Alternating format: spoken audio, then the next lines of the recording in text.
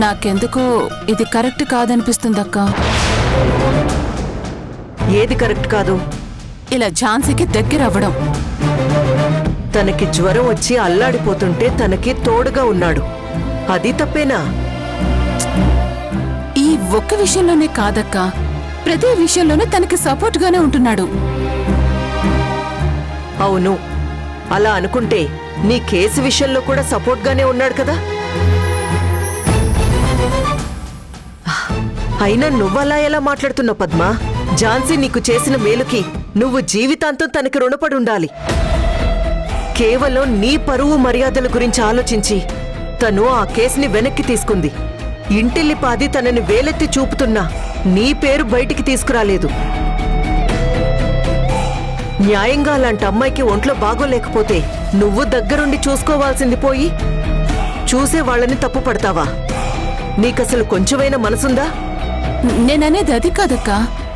ఝాన్సీ మంచి చేసుండొచ్చు, చెడు చేసుండొచ్చు. మంచే చేసింది. తను ఎవరికి చెడు చేసే అమ్మాయి కాదు. సరే, మంచే చేసింది, నేను కాదనట్లేదు. అలా అని మావయ్యకి తెలియకుండా నువ్వు గౌతమ్ తనకి దగ్గరవ్వాలనుకోవడం మోసం కాదా? మోసమేంటి మోసం? అసలు నువ్వు పిల్లలకి చేసింది మోసం. దీన్ని మానవత్వం అంటారు. అదే ఆ రోజు నువ్వు కేసులో ఇరుక్కునుండుంటే ఈ ఇంటి పరువు బజార్న పడుండేది. నువ్వు జీవితాంతం తలెత్తుకునేదానివి కాదు. మావయ్య గారికి అంతకు మించిన అవమానం ఇంకోటి ఉండేది కాదు. అది కాదక్క, ఎంతైనా ఝాన్సీ మన కుటుంబం కాదు, పారాయిది. పద్మా, ఇంక చాలాపు. నీకింత మేలు చేసిన దాని గురించి అంత లెక్క లేకుండా ఎలా మాట్లాడుతున్నావు? అసలు నిన్ను ఈ కుటుంబంలో మనిషి అని చెప్పుకోవడానికే నాకు అసహ్యంగా ఉంది. చిచి.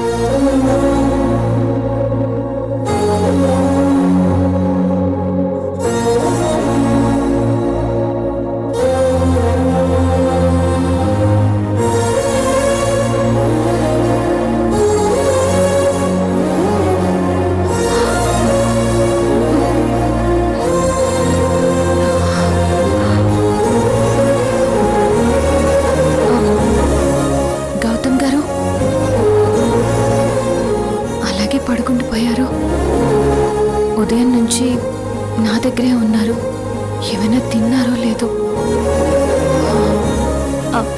గౌతమ్ గారు,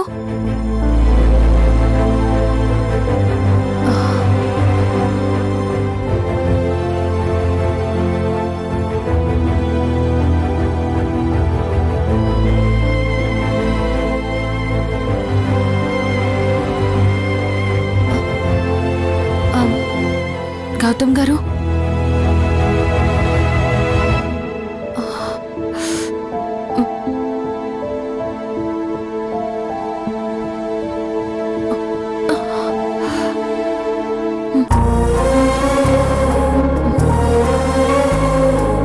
గౌతమ్ గారు,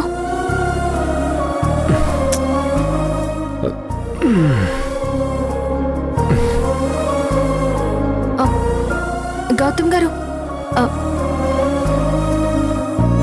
ఇదేంటి ఇలా పడుకుంటుపోయారు? గౌతమ్ గారు,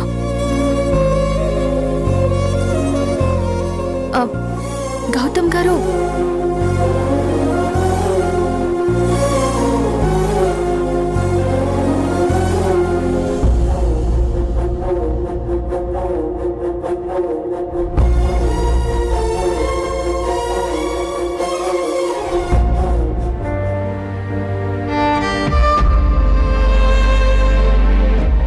గారు, మీరు చాలా మంచివారు. మీ ప్రేమ దక్కాలంటే అదృష్టం ఉండాలి. అలాంటిది మిమ్మల్ని దూరం చేసుకుంటున్నాను. కానీ నిజంగా నేను మీకు దూరం కాలేనండి.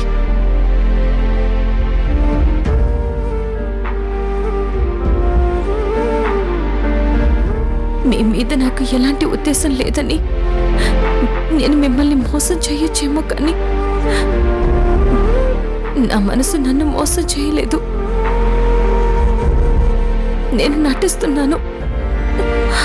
I'm sorry.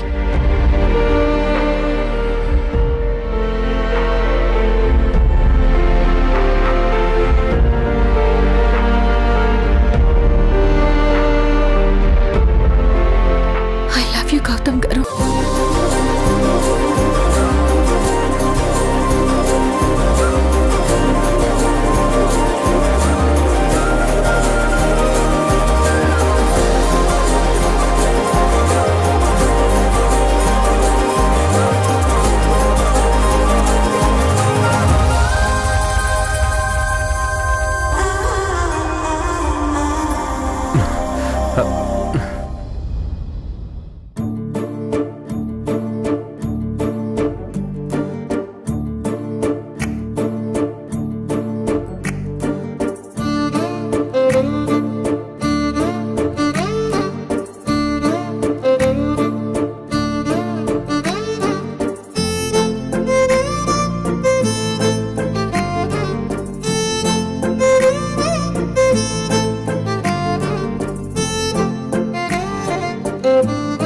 మేడం అయిపోయింది మేడం.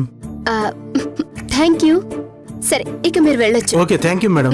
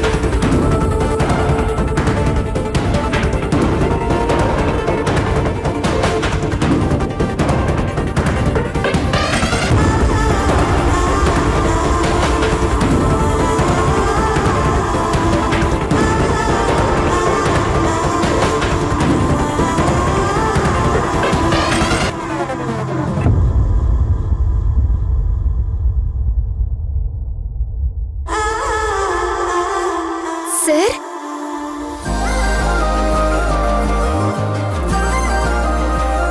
వచ్చారా? రండి, మీకోసమే వెయిట్ చేస్తున్నాను.